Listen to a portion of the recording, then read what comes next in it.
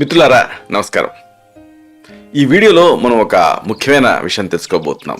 ఇదే పిల్లలకి ఈ చలికాలం ఎలాంటి ఆహారం ఇవ్వాలి, ఇది మనం వివరంగా తెలుసుకోబోతున్నాం. చూడండి, చలికాలంలో చిన్న పెద్ద అని తేడా లేకుండా ప్రతి వాళ్ళు కూడా జబ్బుల బారిన పడుతూ ఉంటారు, ప్రధానంగా ఇలాంటి ఋతుసంధి సమయంలో. అందుకే ఆయుర్వేదం దీన్ని యమదంష్టలు అంటుంది, అంటే ఎముడి కూరలతో పోలుస్తుంది. ఒక సీజన్ నుంచి మరొక సీజన్లోకి మారేటప్పుడు మెయిన్గా రోగనిరోధక శక్తి ఈ కాలంలో తగ్గిపోతుంది. దీన్ని పెంచుకోవాలి. దీనికి చాలామంది చాలా రకాల ప్రయత్నాలు చేస్తూ ఉంటారు. ఇక పిల్లల విషయంలో అయితే చాలా జాగ్రత్తలు తీసుకోవాలి. ఎందుకంటే ఈ కోవిడ్ వేరియంట్ అనేది పిల్లల్ని ఎక్కువగా దాడి చేస్తుంది అని చాలామంది అభిప్రాయపడుతున్నారు. వీళ్ళకి ఇమ్యూనిటీని పెంచాలి. ఇమ్యూనిటీని ఎలా పెంచుతాం? ఏదో మందులు మాత్రలు ఇచ్చి కాదు, ఆహారాన్ని ఇవ్వాలి. చక్కటి ఆహారాన్ని, పోషకాహారాన్ని, ఇమ్యూనిటీని పెంచే ఆహారాన్ని. లేకపోతే ఎన్నెన్నో అనారోగ్య సమస్యలు వీళ్ళని బాధ పెడతాయి.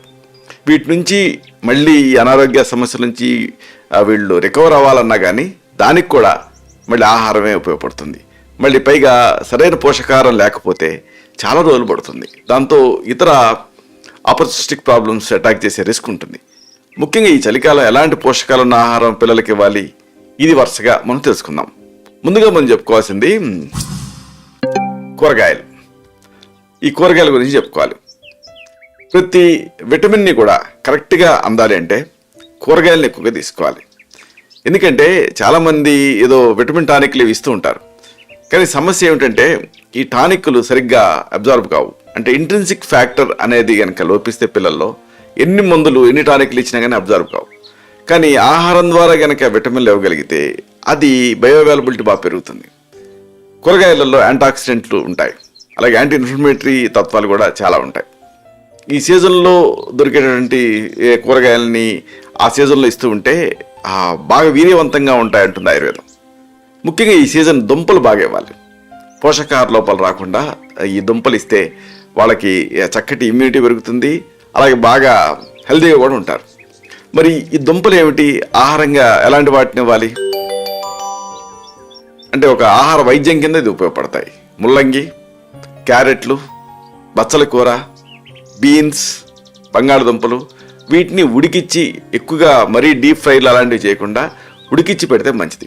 కాకపోతే రుచిని పెంచడం కోసం కాస్త పసుపు, వాటిలో కొత్తిమీర, పుదీనా, కరివేపాకు ఇలాంటివి యాడ్ చేయొచ్చు.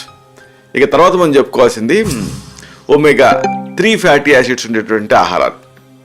ఈ కాలంలో శరీరంలో తేమ శాతం తగ్గుతుంది, దీంతో చర్మం పొడిగా మారుతూ ఉంటుంది. నా దగ్గరికి తీసుకొచ్చేటువంటి పిల్లల్లో చాలామంది ప్రాబ్లం ఇదే, డ్రై స్కిన్. దీంతో ఎగ్జిమా, సోరియాసిస్ ఇలాంటివన్నీ కూడా ఇబ్బంది పెడుతూ ఉన్నాయి. అలాగే చర్మ సంబంధిత సమస్యలు కూడా ఎక్కువగా ఇబ్బంది పెడుతూ ఉంటాయి. కాబట్టి ఇవి రాకుండా ఉండాలంటే omega-3 ఫ్యాటీ యాసిడ్స్ ఉండేటటువంటివి బాగా ఇవ్వాలి. దీంతో పిల్లల చర్మం నునుపుగా ఉంటుంది, మార్ధవంగా ఉంటుంది. ఇలాంటి ఆహారాలలో యాంటీ ఇన్ఫ్లమేటరీ పదార్థాలు ఉంటాయి. ఇవి ఉంటాయి కాబట్టి పిల్లల్లో జుట్టు రాలటం అన్న సమస్య ఇలాంటివి కూడా ఇబ్బంది పెట్టవు. టీనేజ్లో మొటిమలు ఇలాంటివి కూడా ఇబ్బంది పెట్టవు. మరి ఏమిటి ఈ omega-3 ఫ్యాటీ యాసిడ్స్ ఉండే ఆహారాలు? వీటిని ఆహార వైద్యంగా ఎలా వాడాలి? ఏదైనా వెజిటబుల్ ఆయిల్స్, వీటిలో omega-3 ఫ్యాటీ యాసిడ్స్ ఉంటాయి. అలాగే వాల్నట్స్, ఇంకా చియా సీడ్స్, ఒకవేళ మాంసాహారాలు అయితే సాల్మన్, ఇలాంటి వీటిని ఇస్తూ ఉంటే ఈ omega-3 ఫ్యాటీ యాసిడ్స్ బాగా శరీరానికి అందుతాయి. తర్వాత ఇంకా ముఖ్యంగా చెప్పుకోవాల్సింది విటమిన్లు. ఈ వైటమిన్లు కూడా అంతే. ఇవి చర్మ సమస్యల నుంచి బయటపడాలంటే వైటమిన్ సి అనేది అవసరం.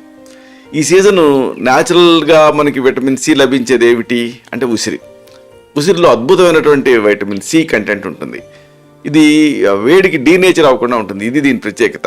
అంటే స్టాండర్డ్ బాగుంటుంది వైటమిన్ సి, ఈ ఉసిరిలో ఉండేటువంటి వైటమిన్ సి. అయితే దీన్ని ఎలా వాడాలి? ఉసిరికాయని నీళ్ళల్లో కొద్దిగా బాయిల్ చేయండి, హాఫ్ బాయిలే చేయాలి, ఎక్కువ కాదు. అంటే రంగు జడకూడదు. ఆ తర్వాత బొటన వేలు, చూపుడు వేలుతో ఒత్తితే గింజ బయటికి ఈజీగా వచ్చేస్తుంది. ఈ కండ భాగాన్ని దంచి రసం తీసి ఆ ఉసిరి రసం తాగొచ్చు, లేకపోతే ఉసిరికాయలని యథాతథంగా కూడా తీసుకోవచ్చు. అయితే గొంతు సమస్యలు ఉంటే మాత్రం ఈ పులుపుని తగ్గించాలి. అలాగే వైటమిన్ ఇ, ఇది కూడా పిల్లలకి చాలా అవసరం. మరి వైటమిన్ ఇ దేంట్లో ఉంటుంది? దీని ఆహార వైద్యంగా ఎలా వాడాలి? నారింజ, బచ్చల కూర, బంగాళదుంపలు, బ్రకోలీ, కివి, చెర్రీస్ వీటిని పుష్కలంగా ఇస్తుంటే వైటమిన్ ఈ అందుతుంది. దీంతో ఇమ్యూనిటీ పెరుగుతుంది. కాబట్టి ఈ కాలం సీజనల్గా లభించే కూరగాయలు, పండ్లు ఆరోగ్యానికి బాగా ఉపయోగపడతాయి. ఇంకా ప్రధానంగా చెప్పుకోవాల్సినటువంటి ఆహార పదార్థం చలికాలం ఇవ్వాల్సింది పాల ఉత్పత్తులు, మిల్క్ ప్రోడక్ట్స్. శరీరానికి కావాల్సిన కాల్షియము, మెగ్నీషియము ఇవి అందాలంటే పాల ఉత్పత్తుల్ని పిల్లలకి ఎక్కువగా ఇవ్వాలి. కాల్షియం అనేది పెరగడానికి ఉపయోగపడుతుంది, మెగ్నీషియం ఈ కాల్షియం అబ్జార్ప్షన్కి ఉపయోగపడుతుంది. కాబట్టి ఏమిటివి? పాలు, మజ్జిగ, పెరుగు, పన్నీరు ఇలాంటివి. అయితే చెప్పుకున్నట్టుగా కఫతత్వం ఉండేవాడికి మాత్రం వీటిని ఇవ్వకపోవటం మంచిది. ఒకవేళ వీటిని ఇవ్వాలనుకుంటే, పాలను ఇవ్వాలనుకుంటే పాలలో కాస్త మిరియాల పొడి కలిపి పిల్లలకి ఇవ్వచ్చు. ఆ తర్వాత చెప్పుకోవాల్సింది పీచు అంటే ఫైబర్. ఇది కూడా అవసరం. మనం తిన్న ఆహారం అనేది సక్రమంగా జీర్ణం అవ్వాలి, లేకపోతే చాలా ఇబ్బంది కలిగిస్తుంది. పొట్టలో ఉబ్బరింపు, గ్యాస్ట్రిక్ సమస్యలు ఇలాంటివి చాలా ఇబ్బంది పెడుతూ ఉంటాయి. కాబట్టి ఆహారం తీసుకునేటప్పుడు ఈ ఫైబర్ ఇచ్చామనుకోండి, అప్పుడు అది ఏమవుతుంది అంటే సక్రమంగా సస్టైన్డ్ రిలీజ్ ఉంటుంది ఎనర్జీది. అదేవిధంగా ఇబ్బంది పెట్టకుండా ఉంటుంది, అంటే మోషన్ ఫ్రీగా అవుతుంది, మలబద్ధకం ఇలాంటివి బాధించవు. అయితే మళ్ళీ ఇక్కడ సాల్యుబుల్ ఫైబర్, ఇన్సాల్యుబుల్ ఫైబర్ అని ఉంటాయి. సాధ్యంత వరకు సాల్యుబుల్ ఫైబర్ని ఇస్తే మళ్ళీ ఆ ఫైబర్తో గ్యాస్ తయారు కాకుండా ఉంటుంది. మరి ఏమిటి, ఎలాంటివి ఆహారాలు?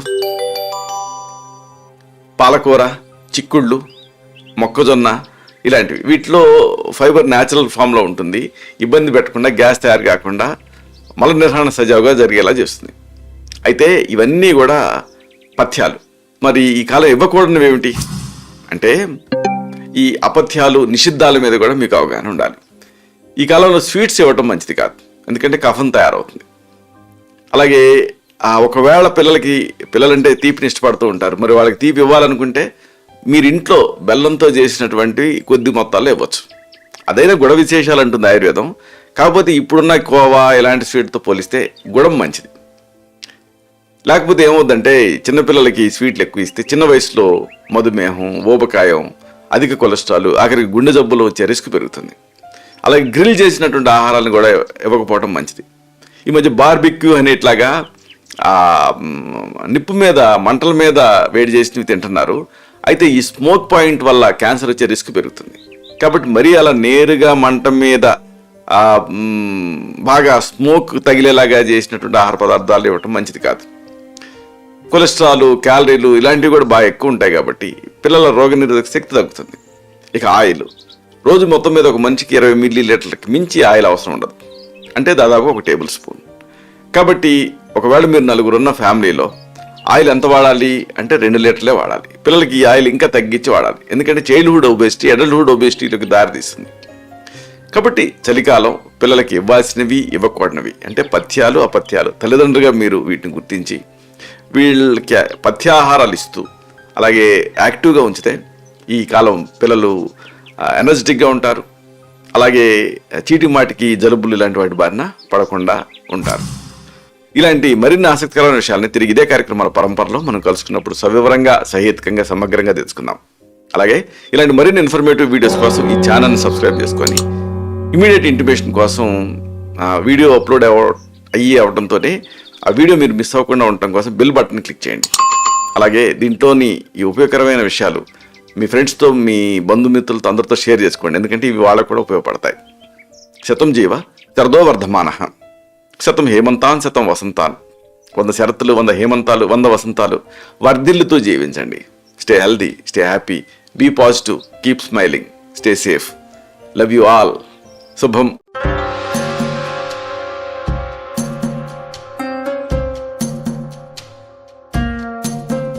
Doctor Chirumamilla Murali Manohar, MD Ayurveda, Raksha Ayurvedalaya, plot number 13, Rammurthy Nagar, CBCID colony, Hyder Nagar, Hyderabad 5,85,000. Website address www.muralymanohar.com. Phone numbers 9246575510, 9177445454.